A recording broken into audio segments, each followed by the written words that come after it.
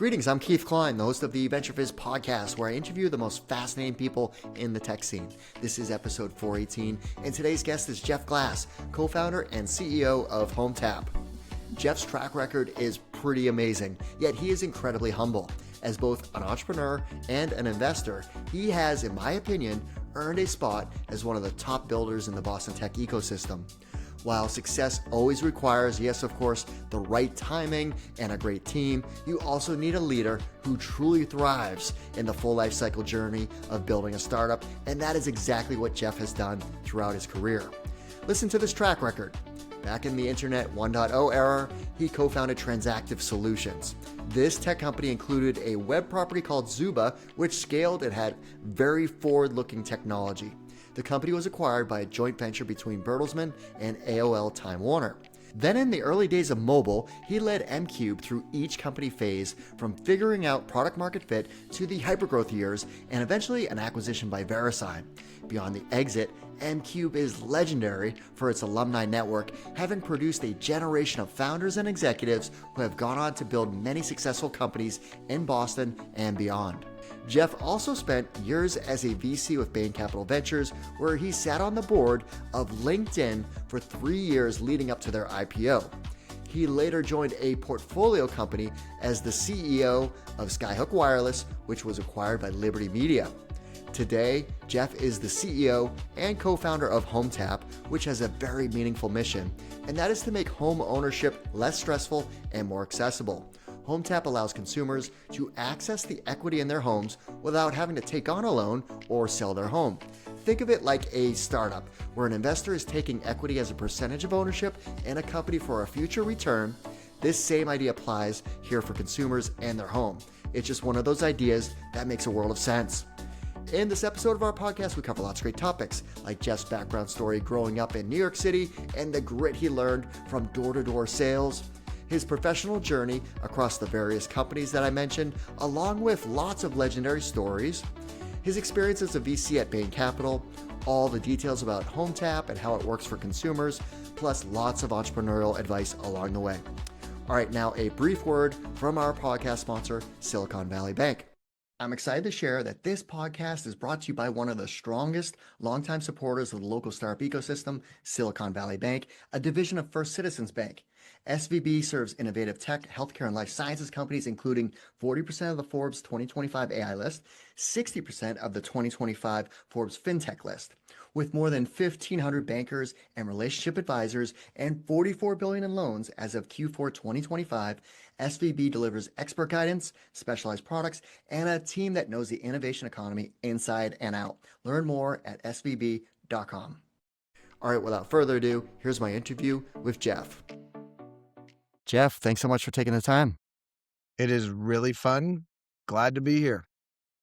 I'm excited to talk to you because we're going to take a nice little trip down memory lane through lots of companies that you've been a part of that have all been successful. So we're going to talk about, legendary companies that are like pillar companies that have just gone on to do extraordinary things.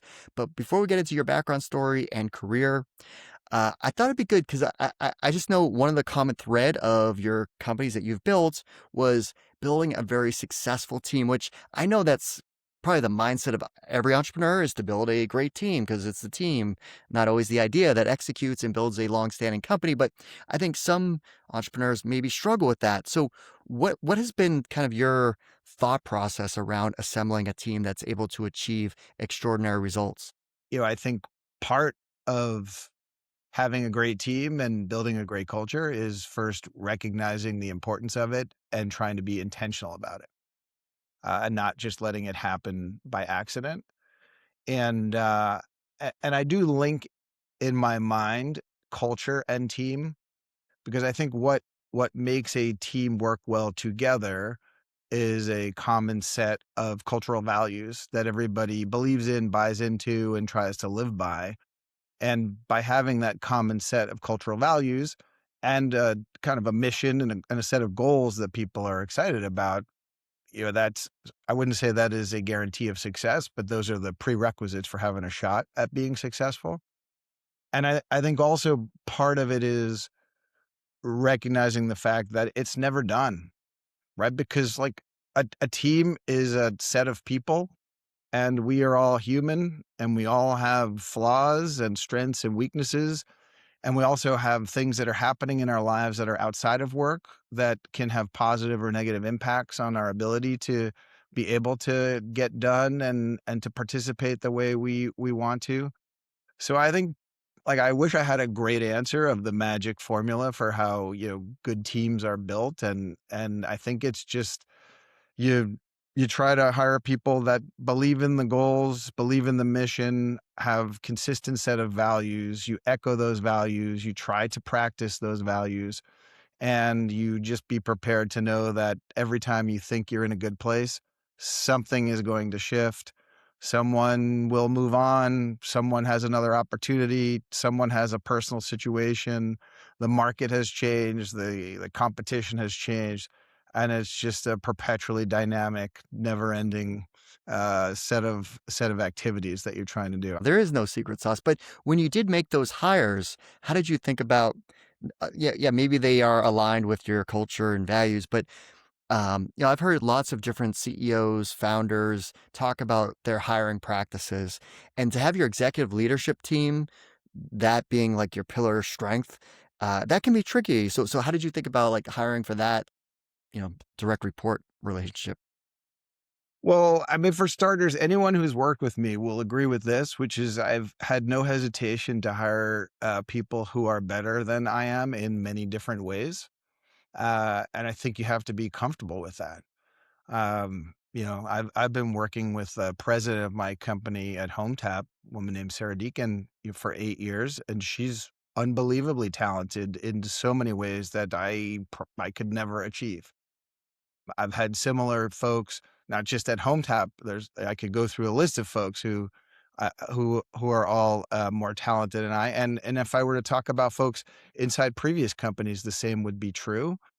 So I think that's part of it is like you just have to recognize the fact that you can't be better than everybody at everything, and you should actually be grateful when you have the opportunity to work with people who are better than you. And that, of course, gives them room to do their thing and to, be successful and to hopefully feel satisfied in their roles. And we're going to talk about some of those teams, which I'm really, really excited about. Okay, let's rewind the clock. So let's talk about your background story. So, where did you grow up and what were you like as a child? I am a proud product of Brooklyn, New York. Uh, Moved to Brooklyn at, I believe, 3 or 4 days old. Um, and so, yeah, I really spent my whole life in Brooklyn.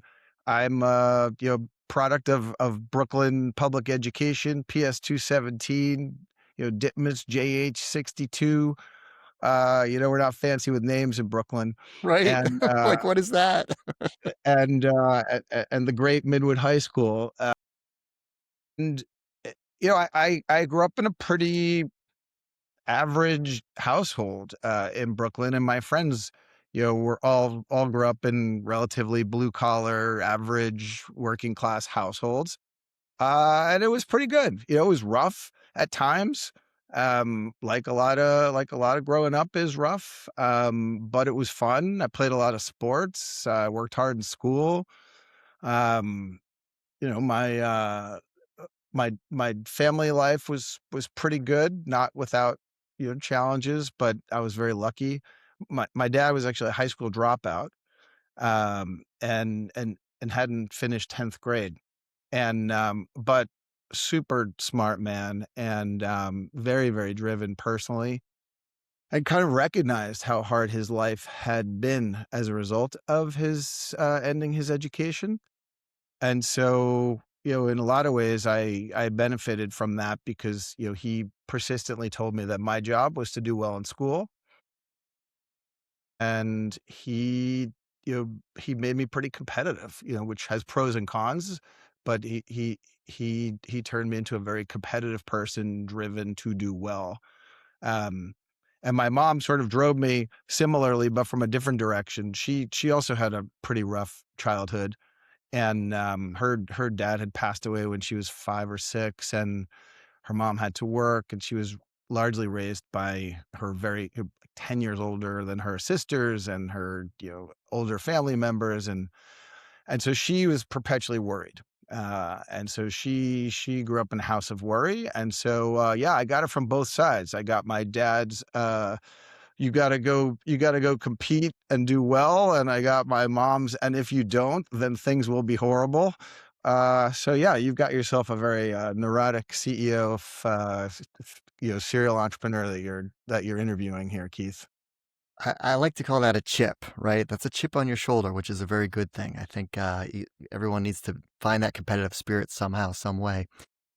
So one of the, in preparation for this podcast, obviously I listened to some other things that you've done, and you in high school, you learned sales, going door to door, furniture sales, and I wish. I think it should be a requirement, maybe in college, for every student to do some type of sales, whether it's cold calling, door to door, because if you can survive doing that, you're probably going to succeed in lots of other things in life. Well, I don't know if I got more rejection having doors slammed on me trying to sell furniture than I did in trying to ask people out during high school and see if they would go out with me on Friday night. I think I had a pretty good balance of rejection on all sides of my life. So yeah, if that, what doesn't kill you makes you stronger. So I guess I have that to be grateful for.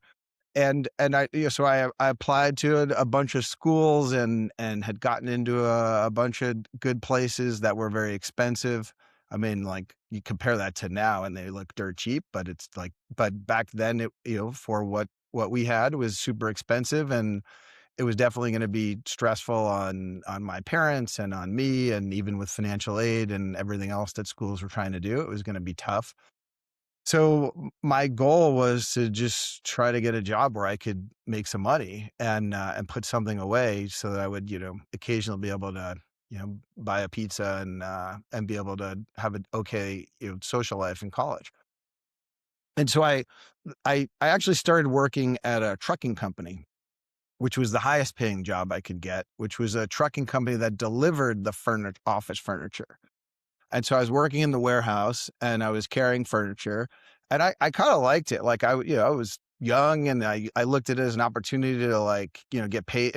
It paid pretty well on an hourly basis. And I was like getting in shape and getting strong. And so I kind of liked it.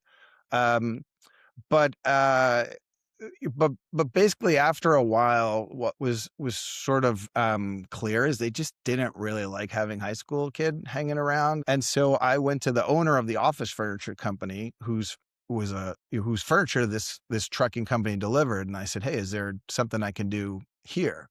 And the owner of the company said, "Look, we're only looking for salespeople right now, and it's commission only. There's no draw, there's no salary, there's really no formal training. You're a high school kid. We sell to corporations and companies here in New York. Like, the office was in Manhattan. Like, you're like," and I said, "Great, I'll take it." And so that's how it started. And so I learned a little bit about furniture. I remember, specifically, I dug deep into the knowledge base of learning about file cabinets, which, for those listening, a file cabinet used to be a piece of furniture that people would keep something called paper documents in an office. And so, A lot of so I learned a metal. lot. What's that? Yeah, they were, A lot of yeah, metal to make that thing. yeah, there were 2 drawers, 3 drawer, 5 drawers. There were vertical files, lateral files. I mean, that's still coming back to me here. Anyway, so, yeah, so I learned a little bit about furniture. I learned a little bit about file cabinets, and the office that I was working out of, the sales office, was a couple of blocks away from the Empire State Building. And so back then you could do this. You couldn't do that. Like, my entrepreneurial career would never have started today because of building security. But I grabbed some brochures and I went to the Empire State Building and I literally canvassed my way. I knocked on every door from the lowest level to the last, to the highest floor, saying, "Hey, this is Jeff Glass. Can I speak to the person who handles your office furniture?" And that's where my kind of business and sales experience began. Sold a couple of file cabinets over the remainder of that summer. probably came close to breaking even versus what I might have made if I had, gotten paid my hourly rate carrying furniture. And then I went back the following summer after my first year in college, and actually did pretty well. So, what did you learn tactically that was how to sell, meaning relationships or your approach? Um, I mean, the first part, which you hit on, is that you just have to be able to emotionally detach yourself from the persistent rejection that you get. Right. So I was walking into people's offices. I would talk to the receptionist, and then the receptionist would mostly tell me to go away. Um, That was and their job. that was their Go job. away. Yeah, and I was polite and professional, and they were mostly polite and professional, not always. Um, but you knew that there were companies out there who needed office furniture, and you had to just go find them. And so you had to treat this less that that I'm an imposition on you, or that I'm bothering you, or that I shouldn't be here, but more of like, I'm here to figure out if you do need me and if I can be helpful to you. And if the answer is no, then that's okay. I will move on. But like that psychological um, learning is really important. I think you definitely, develop a little bit of a, be able to be a little quicker on your feet and to be personable and to handle those situations and to try to find some way to build rapport very quickly so that you don't get kicked out of the office. Cause, even if they don't need furniture at this moment in time, it wouldn't be bad if I could figure out who does handle it so I can talk to them next time or follow up with them or send them something. So I think there's some interpersonal skills that you work on there. Um, and then once I started having some success, I learned a ton about relationship management and client management, and you're helping them. You really, the way I thought about this was I thought about like I'm not providing a sale, I'm providing a service. If in fact you need office furniture, then I am now a service to you. I am no longer a pushy commission office furniture salesman. I'm now providing a service, and so you having that mentality and then treating clients with a service mentality and helping them think about what might be right for them and managing the process from the selection to delivery and installation and dealing with problems afterwards. Right? Those were lessons that are true in every business, no matter what product or service you might be delivering. And so it was really good. I also got a little learning on the marketing side because the second year I did this, had been cold calling, both knocking on doors and making phone calls and, buying lists of, the top law firms, the top advertising agencies, the top whatever. And it was really a low probability hit rate. And then I discovered this publication that was it was a listing of companies that were in transition, that were moving. Nice. Yeah. And so I said to the owner of the office furniture company, I'm like, hey, we should get this. And it was a few $1,000. And he's like, I'm not getting this thing, whatever. And so I said, hey, I'll tell you what, I didn't have the money. Like, please invest in this and you can take it out of my commissions and I will work for you here in the office until I pay you back for this thing. But like, this is going to be way better than just randomly calling companies. And shockingly, if you're calling companies that are in transition, you're going to have a much higher hit rate that they might need furniture than just randomly calling companies. And so that was also, those were early lessons about customer segmentation and targeting and trying to be thoughtful about qualifying leads and opportunities. So, yeah, I learned a ton from that experience, and still can tell you a little something about Supreme 5-drawer uh, lateral file cabinets. They came in Uh, 3 colors, and we can offer you a good price. Right. So, and I am a firm believer of these foundational years having this overall arching impact of somebody's trajectory. So that's why I wanted to focus on that for a bit. You pursued an entrepreneurial journey of college apparel, like being overpriced. I did start a company my freshman year and ran it all 4 years of college. Um, but I will say, like, we're all, I mean, we said before this thing started, I told you I don't really do a lot of these things. And the reason for it is because I genuinely feel like a lot of life and business success is serendipity. It's luck. It's happenstance. It's like being in the right place at the right time. It's like, getting the right person happens to join your company and they're so amazingly talented that they make this. So I don't, I'm always a little bit uncomfortable, talking about some of these things because I do believe like there's so much more out there that leads to success and failure than just your own hard work and effort. And so, I mean, for sure, you need to put hard work and effort in, but there's so much more out there. But even something like Amherst, which I had never really heard of Amherst College. It was a small liberal arts college in Western Mass. I grew up, I mean, Amherst was smaller than my high school by a lot, like half as small as my high school. And so, I hadn't really heard of it. I stumbled into an info session during my junior or senior year in high school. They happened to come to my high school. And even then, I didn't really think I was applying to schools that were more well known. And my mom, last second, she's like, "Oh, I thought you liked that college. Why don't you, did you send in your application?" I'm like, "Mom, And so, mom again frickin' does right. And it's always the mom. And so, like, the night before it's due, I send in the application. I get in. I still don't think I'm going to go. I go up to visit. I just have this amazing time there and it just felt comfortable. And so I made this decision to go to a place I didn't really know, that no one had really heard of at the time, compared to more well-known places, which again was a good lesson around like do what feels right. Um, but I remember my dad, who had, sacrificed so much and who was a high school dropout. And he was like, Amherst, what is Amherst? Like, where is Massachusetts?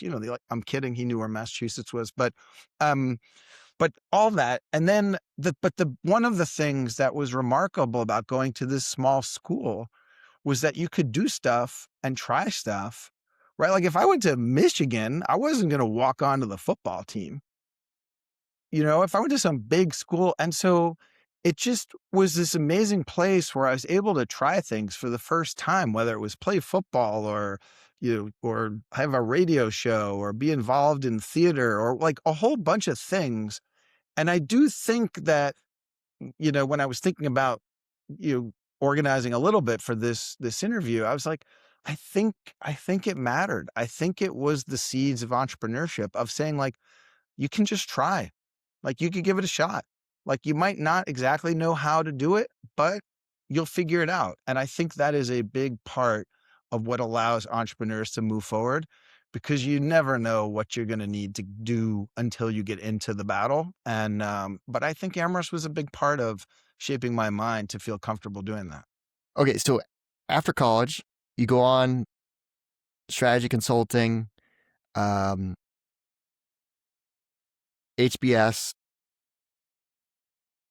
After that world, right? Because that's obviously a great foundational world. HBS, amazing, of course.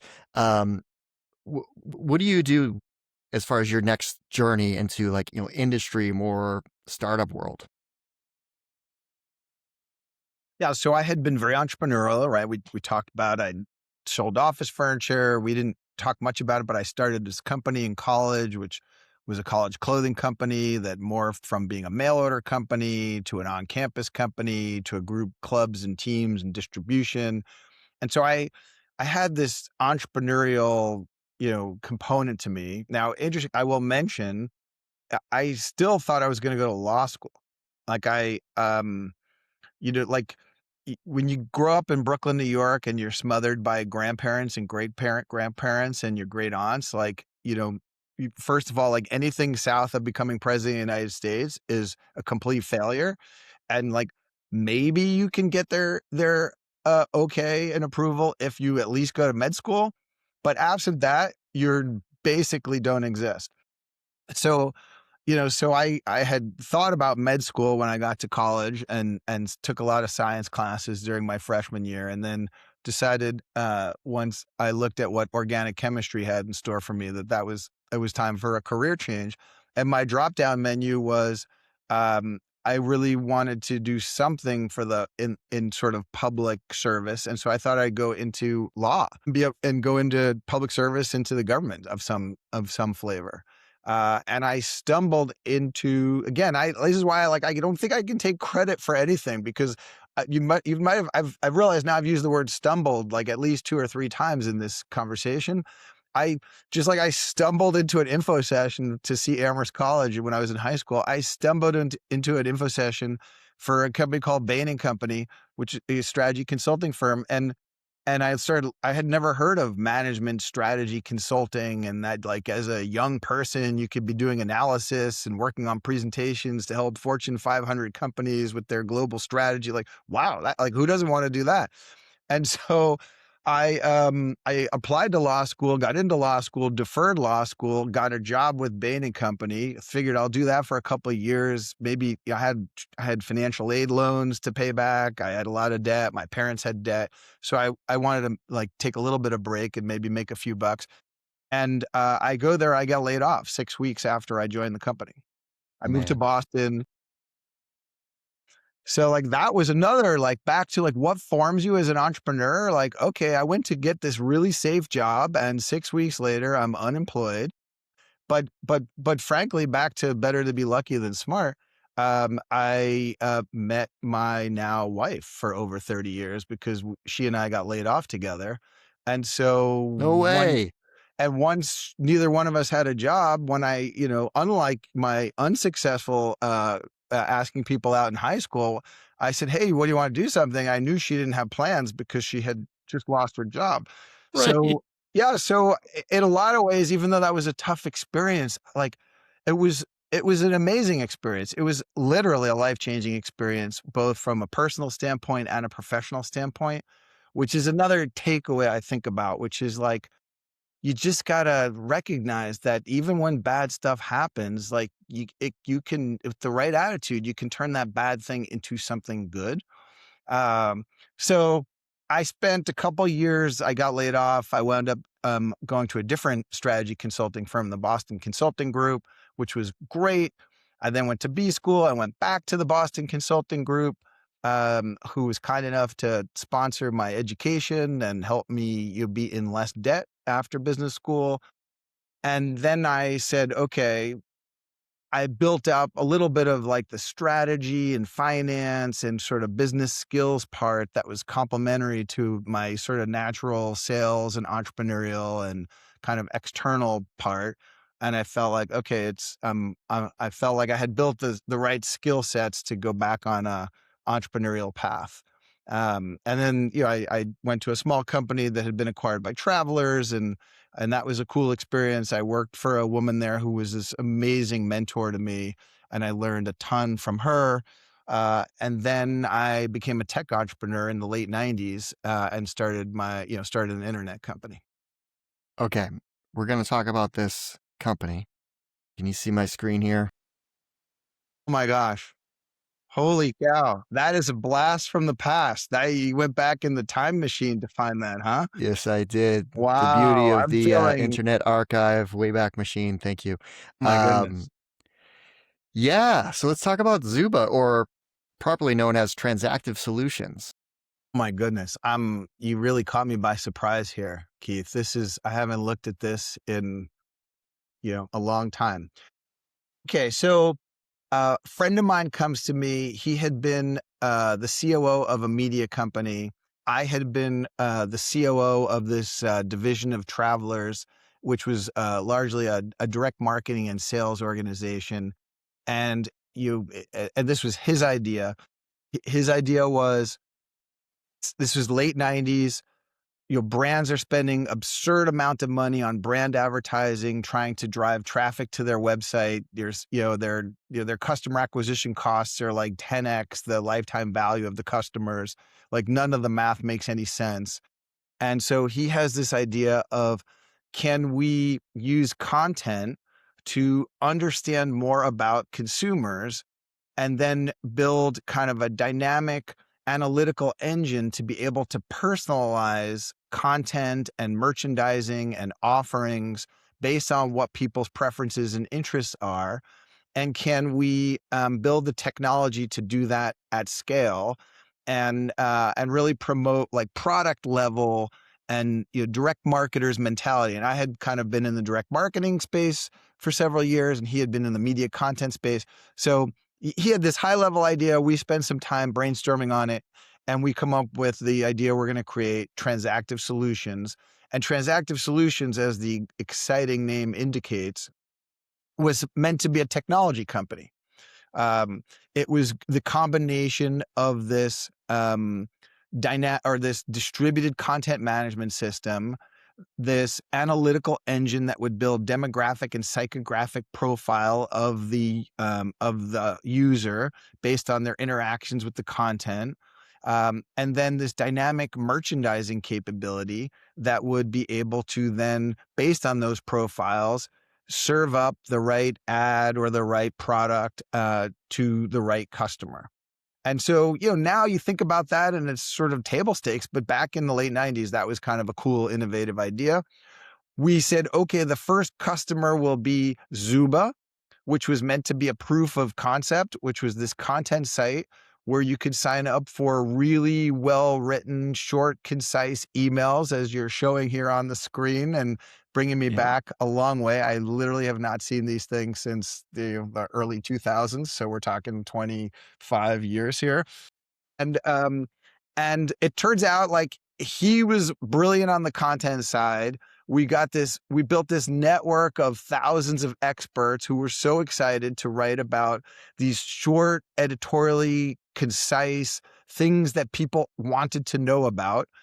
It wasn't meant, like at the time, email was very spammy and low quality content, and it wasn't controlled. And this had a publisher magazine-like idea to the content. And we built this dynamic technology so that our thousands of content creators could produce stuff. We had internal editorial teams. We built this dynamic psychographic profile engine. We built this technology to go from broadcast email to what we called microcast, where each one was built dynamically on the fly based on the profile. And so we did all this crazy stuff in super fast time because we were working about 300 hours a week. And the business went from nothing to 6.5 million subscriptions of Zooba really, really fast. And I could give you a whole bunch of like crazy stories of what it was like to do business back in the .com era.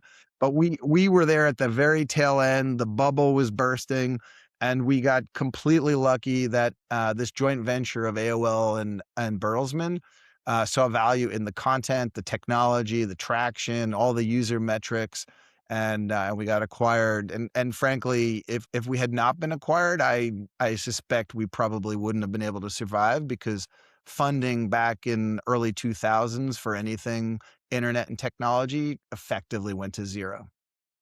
Yeah. And like you said, these are all table stakes now. But back then, this was like homegrown applications that you were building. That was really, really difficult to pull off.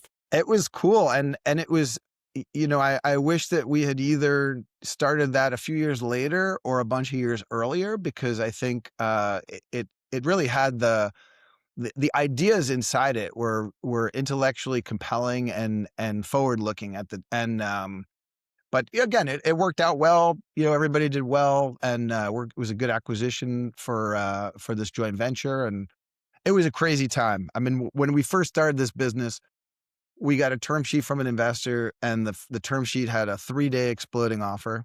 So you have 3 days to take my money or free. We were trying to find a law firm, and I met this law firm and sat down with this partner and had this nice conversation. And I was like, all right, so like, how do we get started? And she's like, okay, well, we'll get back to you and let you know if we want to take you on as a client. and she sent me a rejection letter in the mail. It was like being in college again. It was like getting like, "Dear Jeff, thank you Wait, very the much. law firm rejected you as a client? Dear Jeff, thank you very much for applying for be a client at our law firm. Unfortunately, we don't have any, and look, this is no reflection on you. We're sure you're going to be successful. Sincerely, the law firm." We met with a tech firm, a consulting firm to try to get jumpstart because we felt the pressure of like the .com and everything was moving fast. We wanted to like have an outsourced firm help us build some of our early stuff. And I remember the meeting 10 minutes in, he said, "Let me stop you. We're only taking clients on that will do at least 4 million a year for 3-year minimum deals." I said, "Well, I just raised a Series A. I raised $6 million. I only have 6. You want me to pay you 4 and guarantee you another 4 for the next 2 years of money I don't have? Well, if you can't do that, then we're just not interested." Like, that's what we were dealing with back. It was, I mean, I wish we could have a podcast of just like people who built companies back then of just sharing Right. all of the crazy stuff that was going on. It was a lot. It was a lot. Yeah, that would be a fun conversation. We should do something like that. I hope you are enjoying this interview. Just a brief word from our podcast sponsor. I'm excited to share that this podcast is brought to you by one of the strongest longtime supporters of the local startup ecosystem, that being Silicon Valley Bank, a division of First Citizens Bank. With more than 1,500 bankers and relationship advisors and $44 billion in loans as of Q4 2025, SVB delivers expert guidance, specialized products, and a team that knows the innovation economy inside and out. Learn more at svb.com. Okay, the next stop in the journey. So m-Qube is such a legendary company. So, and we're going to talk about what you do and everything, but from my podcast, I've had Lars Albright, Mike Troiano, Jennifer Lum, David Chang, all on the podcast in the past. So we've talked about the journey. Andy Miller, Eshwar, Jason St. Pierre is building a company. Like, there's so much value that this company had in terms of an ecosystem development company, like a pillar. So how did m-Qube come together as far as the idea? That was a special company. And the people you mentioned, every single one of them are special people. I definitely get, even just thinking about that, I get a little emotional and sentimental because it was very special. I had this business acquired by this joint venture that I mentioned. There was VCs in Boston, General Catalyst, who were not investors in that previous company, but who had looked at it and decided not to. Were incredibly, like, beyond over the top gracious around, like, hey, how they even knew about it. Like, they sent me a congratulations note before I even knew that the deal had closed. And so they were incredibly gracious and invited me to come spend some time with them and explore opportunities and ideas. And there had been this very different mobile idea that had been explored that for a bunch of reasons didn't work and had largely disbanded. But there were a couple of people, all mostly engineers, who were still kind of hanging out inside General Catalyst offices, poking around at mobile, trying to think about, was there a next generation idea around mobile that could work? And you mentioned Ishwar Priyadarshan. So Ishwar was one of those folks. And I got introduced to Ishwar, and they were working on some stuff. And I had just come from the internet marketing world where I had built Zooba, Transactive Solutions. And before that, I had run this other company that was largely a marketing-oriented company, sales and marketing-oriented company. And so the high level was like, hey, is there something here around the concept of mobile marketing? And they were kicking it around. And so I got involved in it, and we started working on ideas and trying to think about, like, is there a next generation business plan here to build a mobile marketing? I don't even think the term SaaS was used yet at that point. I think it was an Application service ASP. provider. Yeah, it was Yeah, an ASP. ASP, an app. So we were like, oh, we're going to build a mobile ASP, and we're going to help connect mobile to CRM and other marketing software and technology so that brands could include mobile into their broad way of communicating and interacting with customers over time. So that was the original idea. It was way ahead of its time. Um, 2001, 2002, we did basically no revenue. We were living off of bugs and grasshoppers, trying to pitch mobile marketing solutions. As I used to joke around, we were the leaders in a market that didn't exist. Well, just let me bring this up for you too. Okay. So just for the visual, right? I guess This is I get, it just like I look at that, and if you were like, "So is that your website?" I'm like, I guess that had to have been our website, but I have no specific recollection of this page. well, it's Uh, like flip phones, right? This is not, and oh you had to yeah, like sell to carriers like Verizon and Singular. So you had to sell to Singular and oh, Sprint. I mean, it was flip phones when we first started m-Qube.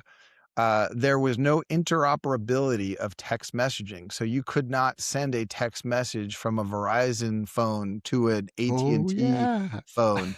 I There were forgot about carriers that. there were carriers called Singular and Alltel and Nextel and all sorts of carriers that don't exist today. It was early.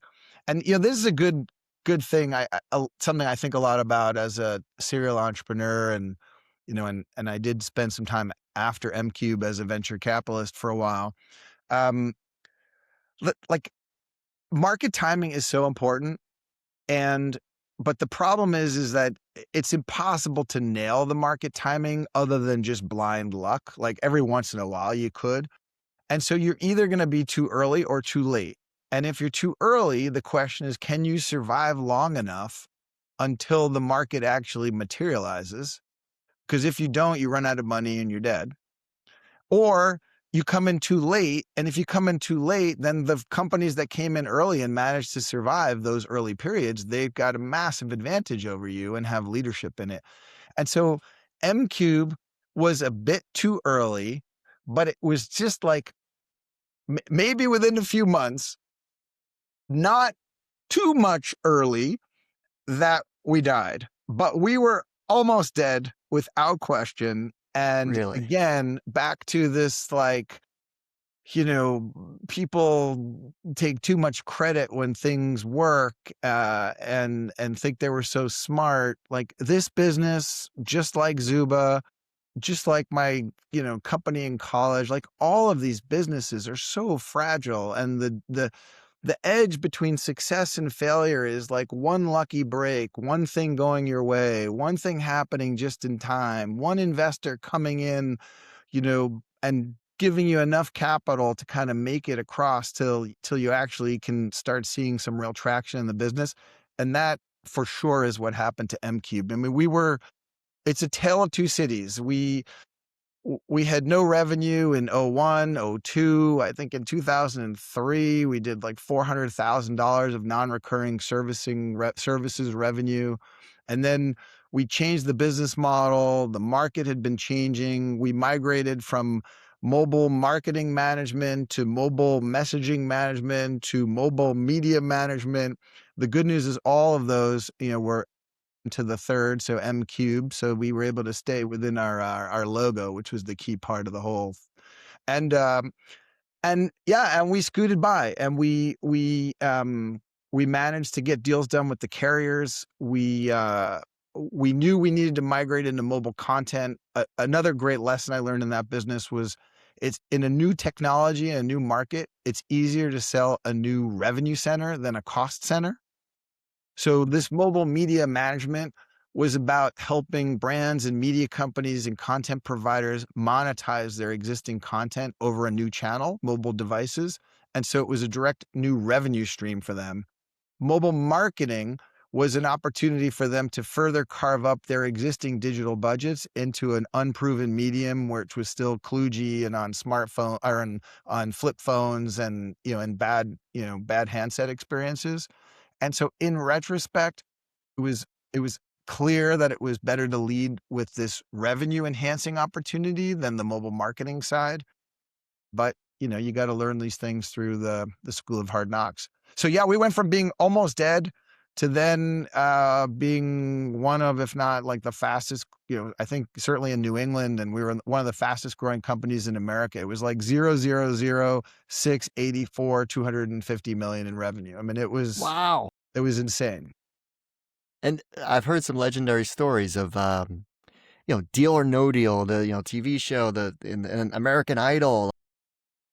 You guys were the back end of the voting systems, like the Magic Briefcase and then American Idol voting.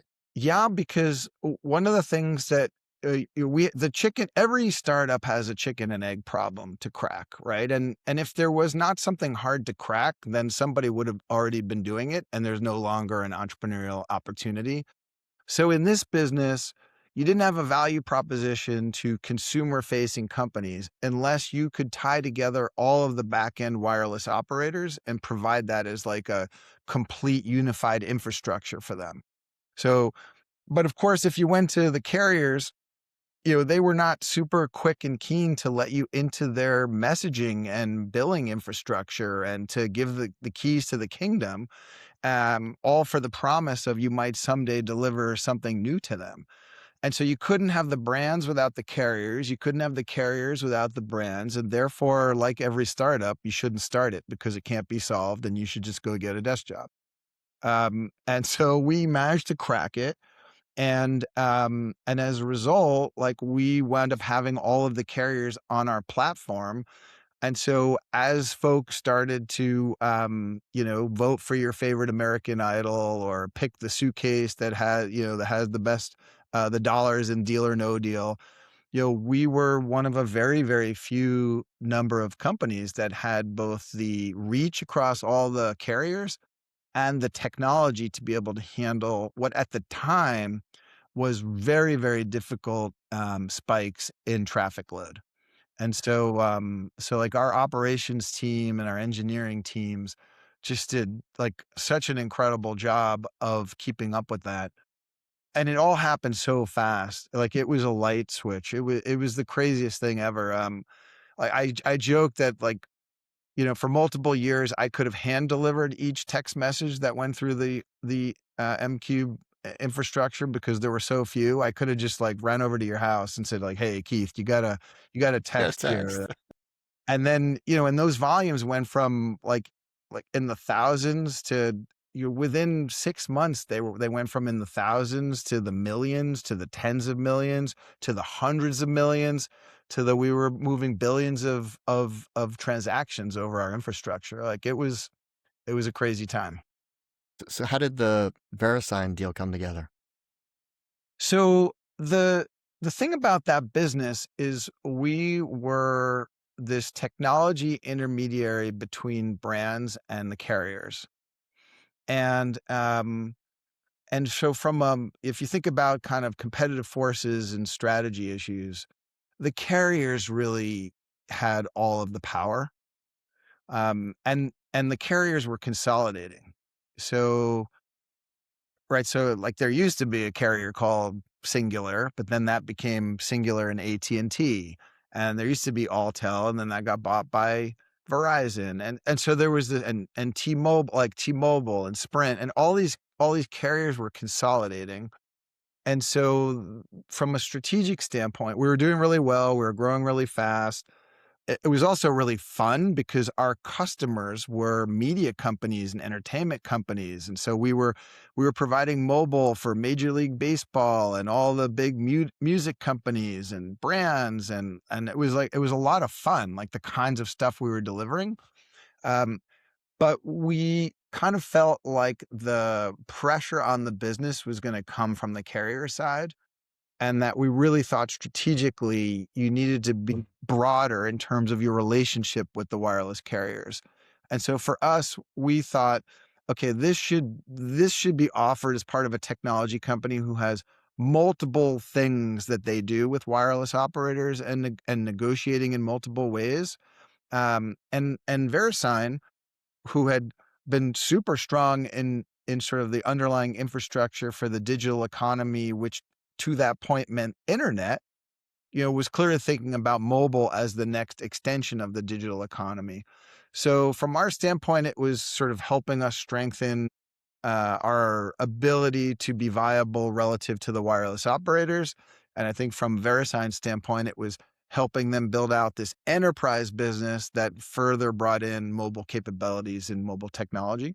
So it was good. We had multiple bidders for it was it was a dramatic and stressful and exciting and emotional process. And I remember the night we closed when we signed and closed the deal, it was really late. And it just been such an emotional, both like surviving for the first several years and then drinking from a fire hose of like ridiculous growth and then having this very crazy, M&A process. And personally, during that period of time, both of my parents passed away. Like it was a lot. And I just remember when it was over, like sitting in my office and weeping, not weeping of happiness, not like, oh, I just made some money, just Right. like weeping from the release of all of the emotional pressure and stress that had been on both sides. The stress of not screwing up now that you're growing and doing so well, and the stress of surviving when you're like thinking that every day, should we keep doing this? Am I being fair to my employees and to my team and to investors by keeping the dream alive when we're not sure if this thing can get to the other side? Like it was a lot. But you mentioned some of the people there, and there's a lot more you could mention. Way more. We started that company, in 2000, end of 2001. It was at the back end of the demise of technology and the dot-com crash. And so we were able to attract just the most incredible set of people. And, again, we went through this survival mode where that really bonds you because you're literally fighting for survival. And then we went into this crazy growth mode. And so I think that the relationships amongst the people who work there for a lot of that are like, they're so tight. I still speak to so many people from the m-Qube days. I'm still close with so many, still work with so many. I'm so proud of how many people, like as a result of all of the learning and experience, both from a technology standpoint and market standpoint, there's like dozens of people, maybe more at this point, that like left m-Qube to go on and start other companies and be CEOs or presidents or VPs of different areas. Like yeah, it's definitely a highlight in my professional career by a lot. Yeah, it's a very important company. You know, m-Qube, Where, Deca, right? Like those are where you see just everybody went off to go do extraordinary things to continue to nurture the Boston tech ecosystem. Yeah. Yeah, and a lot of those folks are doing really cool things today in the Boston ecosystem, and it's great. All right, so what'd you do after that? So I told you I wept in my office for that evening. I then worked hard post-acquisition to, make sure everything went well. The VeriSign folks decided that they would be better off without me post-acquisition. And there was no hard feelings in that at all. Like, when you get acquired, I, I, it's tough because it's a little bit like if you were to sell your house to the new family and then they move in and they You're start still living there. and they start changing all the furniture and the carpet and the wallpaper and like all the stuff, but you still have to live there. You're like, no, no, no, that doesn't go there. No, no, don't. Right. No, no, no, no, no, no, don't. That's a good analogy. It's kind of like that. And you work really hard to not be that person. Like, it's like, hey, it's your company now. You bought it, right? It's like, but it's hard. So that it ended amicably. And I had done multiple startups in a row at that point. And as you've heard a little bit from this interview, I was pretty emotionally, I was like, I cannot go start another company. And so I was like, okay, I think I'm only qualified to do one of two things, which is to either, start a company or maybe help others who are looking to start companies. And so I made it known to, to a few of my investors that I was toying around with being a venture capitalist, and thankfully a few were kind enough to give me the opportunity, and I wound up joining Bain Capital Ventures in 2006. And you worked with a number of great companies that I certainly recognize. But the one little fun fact that I picked up was like I knew Bain was a investor in LinkedIn, but you were a board observer through their high growth IPO era. Yeah, that's right. So it was a pretty big check that we wrote at the time. It was a pretty large investment for us at Bain Capital Ventures. And yeah, I had the privilege of sitting on that board until the IPO. I rolled off at the IPO. And so, I mean, I'm so grateful for the experience. I mean, aside from the fact it obviously worked out well and the company's like truly a generational defining company, and financially obviously it worked out great for everybody, just to have been part of that in a small way, and to be amongst the talent that ran LinkedIn and the talent of other investors who are around that board. I mean, it sort of was the who's who of Silicon Valley. I got to watch, I was there before and during, the recruitment of Jeff Weiner, who was the CEO there for many, many years, who, like spectacular. I mean, I to this day, I think about things that I learned while watching him in action and wish I could be more like him in terms of just his enormous capacity to be both big picture and zoom in on detail, and to the flexibility of and agility of his mind and ability to create value was extraordinary. And like everyone there, just it was amazing. So that was without question a highlight. But I will say it also was the beginning of me thinking I didn't want to be a venture capitalist forever. And I was at Bain Capital a fairly long time. I was there, from 2006 until I was sort of through 2013. And so I was there a fairly long time. But it was actually LinkedIn where I started thinking like, okay, this is as good as it gets. Yeah, this is the This is as grand good as it gets. And slam. it was amazing, but I still didn't feel the emotional connection and the sense of purpose for me that I felt when I was in the trenches running companies. And so, we're all wired differently. And for me, like the part, like the sort of being in the team and I remember when it's a funny story, when I left Bain Capital, I stepped into to help as the CEO of a company called Skyhook Wireless. And my son was really little. And my son said to me, he said, "Daddy," I told him I had a new job, and he said, "Oh, Daddy, are you quitting your job because you're making to make more money?" And I was thinking, yeah, I'm leaving being a, a managing director at Bain Capital, to go work to still a relatively early stage startup, for the money, for the salary Right. increase. And as I always joke around about entrepreneurship, it's the perfecta of value proposition, which is you make less, you have a lot more stress, and you work, much, much harder. But what wouldn't you want in a job? And so anyhow, Bain was a great place. I'm still incredibly close with the Bain Capital team, and Bain Capital's involved in Hometap, and wouldn't have traded that experience for anything.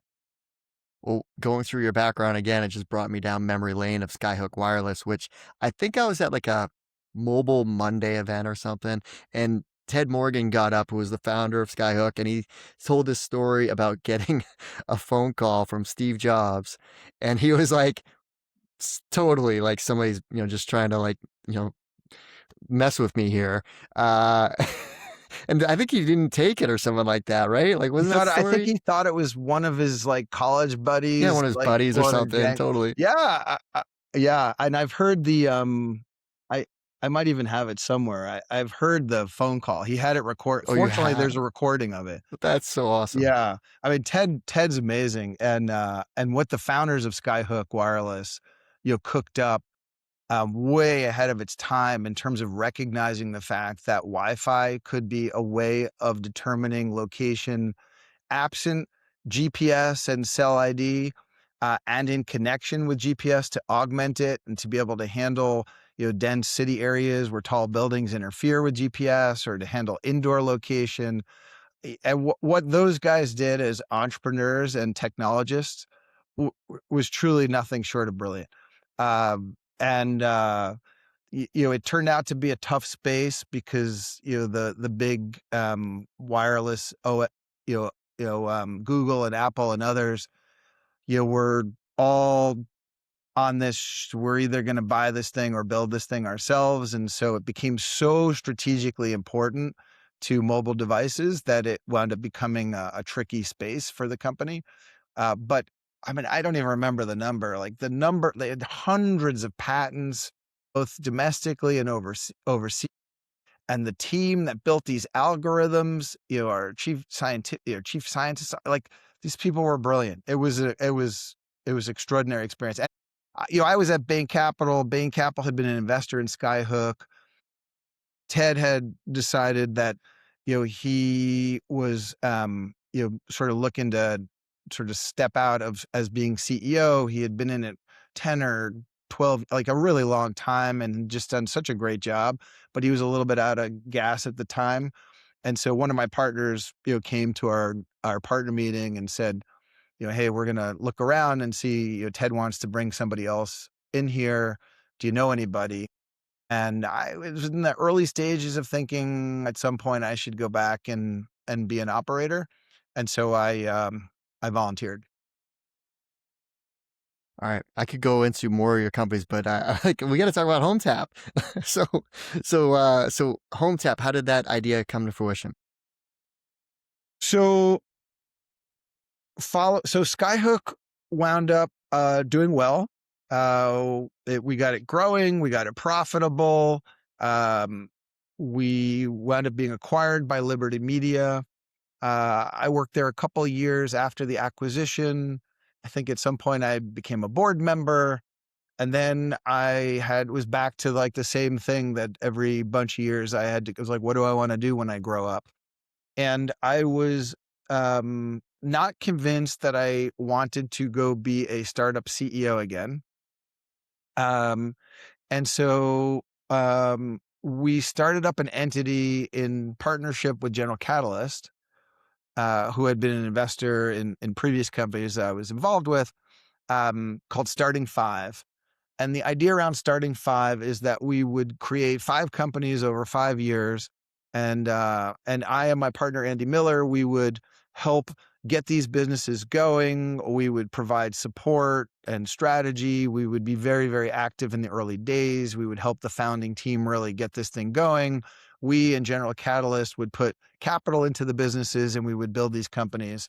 And the first super cool idea that we had, which was Andy's, was in this area of esports. And he loved it so much that he went off to go become the CEO of esports. And then the next idea, which we stumbled into, which was I had met an entrepreneur in Boston who over lunch was telling me about how he and none of his friends could afford to be able to buy a place in Boston because of the capital required. And 2 weeks later, a friend of mine over lunch is telling me about how they had just sold their home in Newton because the wife's mom had gotten sick. His wife, who is a major breadwinner in their family, had just lost her job.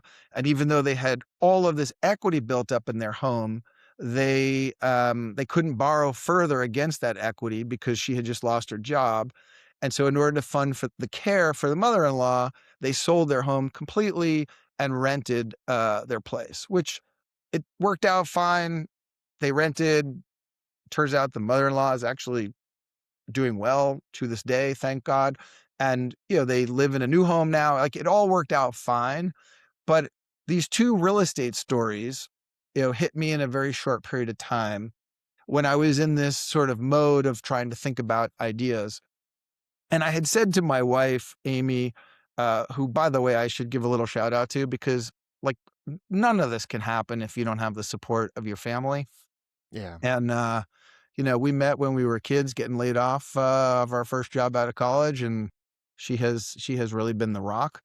But I said to her, like, if I'm going to go do this again, I can't, I'm not going to go start another company just because it's a good business idea. It needs to be more than that. Like, it has to be something really meaningful and purposeful and mission driven. And and I started thinking about housing, and then I started researching housing, and I started looking at how bad things have gotten. People think it all happened during COVID, but it actually, the trend lines that have gone against homeowners have been happening for decades in terms of the cost of homeownership and the pressures against homeowners and the accessibility being more limited. So I started digging in. I was not a real estate expert or a housing expert by any stretch, but I started digging in. I started reaching out to experts. I started trying to understand this world of, residential backed mortgages and the mortgage world and financing and housing. And what I thought was really interesting is that all of these macroeconomic conditions have changed over several decades, but yet broadly, the approach to helping homeowners hasn't. And the types of products that are available for homeowners is really just minor permutations of existing products. And so we got very, very excited about this idea of like, can't you democratize more financial options for homeowners? Can't homeowners have similar options to what companies have in terms of bringing in an equity partner? Why does everything have to be debt, more debt, and higher interest? So that was like how it got started. And so we started working on the idea at the end of 2016. By 17, we were really excited about it. And we launched Hometap around this mission to make homeownership less stressful and more accessible. And we've been working really hard since 2017 to fulfill that mission. All right. How do you get it started? Because there's a lot to this business. One, you need consumers to understand this new type of offering, but you also need the capital to do what is the fundamental foundation of the business. Yeah. Well, every startup's got its chicken and egg dilemma. I would say Hometap's chicken and egg dilemma was probably extra chicken and extra egg. Um, and so, uh, yeah, when I started the business, what I originally thought, we thought the hardest part of this was going to be consumer adoption and educating consumers on this, because what all that existed prior were loans. And what we're saying is, no, we're going to write you a check, and in exchange for this check, we're going to get a percentage of the future value of the home. And until then, you don't pay us anything. And so it's a little bit of like, well, wait a minute, what do you mean I'm not going to pay you anything? And like, what's the interest rate? Well, there is no interest rate. We don't charge interest. There's no accrued interest. It's all based on, take the future house value and multiply it by this percentage that we're telling you it's going to be. And that's what that's what it's going to be. So we thought the consumer part of this would be the trickiest part, although we were encouraged, because when we started talking to homeowners, what won't be a surprise to anyone is homeowners desperately want there to be other alternatives to loans, to not having to take on more debt and more interest and having less flexibility and less room for error and margin of so like, broadly speaking, homeowners were super positive about the concept, but the concept and putting it in practice are often different. As it turns out, the hardest part of getting this business off the ground was actually the capital side.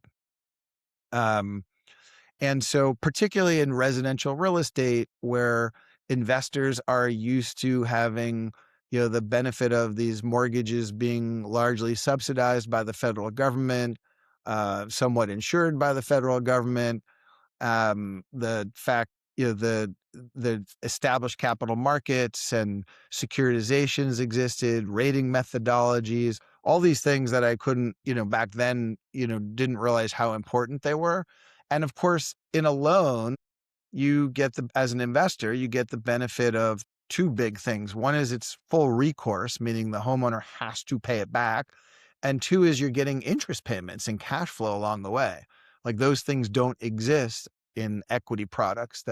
So the capital part was the most difficult part. And it led us to do what isn't really done in the residential financial world, which is we started a fund. And we started a fund because that's the only thing I really knew existed, right? I'd been a venture capitalist and I had been an entrepreneur who raised money from venture capitalists, and they have funds. And so we created a GP LP fund where Hometap was the GP and investors were the LPs. It was small. We put some of our own money in there. And what it led to is it led to this asset manager mentality of really caring about the quality of our underwriting and our investments and our customer service and our approach to helping homeowners to make sure that they didn't have problems over time. It led to I didn't know that was like a differentiating thing. Like what else would one do? But it really led to a very different approach that led to a lot of happy homeowners. It led to good performance on the capital side, and then over time, like every chicken and egg, you start to figure out how to grow your volume and have more homeowners, and then you get to go back to capital partners and say, hey, we want to take on more capital, and slowly you ratchet both sides into something very big. The earliest days, aside from 100 other questions capital partners would ask us, is they say, well, we only can write large checks and we're not, and you haven't proven that you can deploy a large amount of money. And so we'll invest once you prove to us that you can deploy a lot of money. To which I would say, well, how do I prove to you I can deploy a lot of capital if I don't have any capital? And so, that was a challenging chicken and egg. And of course, the biggest, both intellectually interesting and biggest challenge of financial products is that you're like Hometap's the operating company, right? We're not the capital investing in the homes. That's third party capital for the most part. And so the biggest challenge in businesses like ours is like we're trying to make sure that a fair deal gets cut between capital and homeowner. We tend to be like, our mission is a homeowner driven mission, right? So we want to deliver as much value as we can to the homeowner. We would like these products to be as competitive as possible relative to their alternatives of loans, both for the mission as well as, frankly, our business model. But all of that is subject to the constraint of capital, which is if you can't deliver a sufficient enough return for the capital, then you don't have it to offer homeowners, and then you can't help them solve their problems or seize their opportunities. And so that is the perpetual balancing act that Hometap is always done. But we've gotten to some real scale, and we've got thousands and thousands of homeowners who've given us 5-star Trustpilot reviews, and we've helped tens of thousands of homeowners across the U.S. and we're making progress, but it's hard work. And I don't know if these are current numbers because I know they are always changing, but from whatever press release I saw or something of that magnitude, 24,000 plus homeowners, 2 billion in home equity investments deployed. So that is scale. So yeah, and I don't think we've released updated numbers post that, but obviously we're continuing to do more and more, every day, helping more homeowners. So those numbers are north of that, and it's very gratifying, right? Like here's the problem, Keith. If you think about what it means to be an existing homeowner today, your home, if you own a home, the good news is your home has likely gone up pretty significantly in value, depending on how long you've owned it. So that's the good news, right? You go on to Zillow and you look like a millionaire because your home has gone up in value so much. Like, that's the good news. Here's the bad news. The bad news is many, many costs associated with home ownership, your property taxes, your homeowner's insurance, your maintenance, all of these costs go up in connection with your appreciating home value. In some cases, they've gone up at a higher rate than your appreciating home value. And those are real out-of-pocket costs today. The appreciation on Zillow is it's a digital appreciation. It's not even paper. You can't even put it back in the file cabinets that we sold back in the 1980s. And so increasingly, if there was a metric for what it means to be house rich and cash strapped, like every day, the US is hitting a new record of the number of homeowners and households that falls into that bucket. And so what is needed is a broad suite of financial innovation, not just the product we offer. There's a whole bunch of things that will eventually happen to deal with the realities of homeownership today and help take some of the pressure and the stress off of homeowners, make it easier for people to move from being renters to owners, make it easier for people to own a house and actually have a life at the same time, make it easier for people to seize opportunities, whether it's fund small businesses or pay for their kids' college or renovate their kitchen, or deal with the challenges of, like my friend whose mother-in-law was sick, or you're dealing with health emergencies or divorce or credit card stuff that got out of whack. Like, we need solutions for that. And then at the other end of the spectrum of lifestyle home, like, we need to build solutions that allow people to retire in place. Like, what do you do when your income's gone down, but your property taxes keep going up, or your homeowner's insurance keeps going up, or the maintenance on your house is going up? So, like, loans are a very good, smart, clever solution for many situations and many homeowners. But just like we've seen, in non-residential real estate, like, there's a place for equity-based solutions and combinations of debt and equity-based solutions. And that's what needs to happen to help American homeowners. And frankly, this is a problem that exists beyond the US borders. And how it works, to put it simply, is Hometap will provide an estimate. There's an application process, there's a closing, then there's wiring of funds. That's kind of like your 4-step process on your website.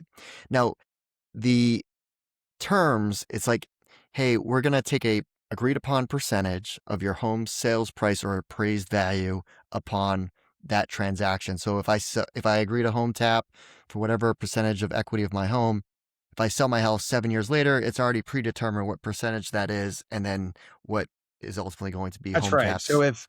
if we were getting 10% of the home value, and 7 years from now you sell your home, or you refinance us out, or you buy us out in however way you want, right? There's no restrictions on how you do it, or there's no prepayment penalties or anything like that. So it's X years out, and your house is worth $700,000, which is about where we are on average nationally. So and we're entitled to 10%. So we would get $70,000 at that point in time off of the settlement of the investment. And so today what that percentage is. What you don't know is what the house is going to be worth. But that's based on the sale price or an appraisal at the time of when you settle with us. But it's also, there's like a 10-year term limit of, hey, I'm not going to sell my home. Well, Hometap just can't be hanging out for eternity. Yeah, this is an interesting question, because there are 30-year products on the market. There's 10-year products. There's actually stuff in between, just like the lending market, right? There are a variety of different terms. You can get a 30-year, you could get a 10-year loan, you get a 1-year, there's 1-year mortgages you could get. So it has some similarities to that. For us, we decided, even though it's a little bit of a sacrifice, meaning, like, if a homeowner comes to us and says, hey, I think I want capital for more than 10 years, we're quite overt in saying, well, we can only guarantee you this money for up to 10 years. It's possible at the end of 10 years, you could refinance it or roll into some other stuff, but we can't make that guarantee today.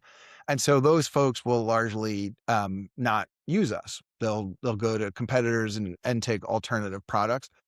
But we made that decision because by focusing on people who have short to medium term capital needs, it just allowed us to make the product a little bit less complicated, which is what we call this X for Y idea, which is, we're going to give you X amount of capital and take Y percentage of the value of the home the longer you make the term, the more buckets you would need to have over the course of those 30 years in order to be able to attract capital, who would then be taking the risk that somebody takes the capital and doesn't settle with them for up to 30 years.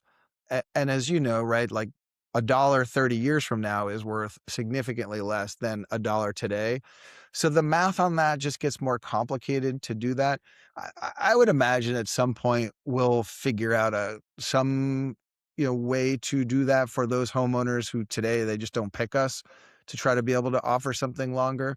But for now, we just decided we'll focus on a segment of homeowners, which is frankly most, because most of our homeowners have already been living in their home for 7 or 10 years. And most people don't stay in their home more than 20 years. I mean, most don't stay more than 7 or 8 years. And so we just decided that this particular product is focused on folks who really are looking for medium to shorter term capital. Not that 10 is short, but medium term capital.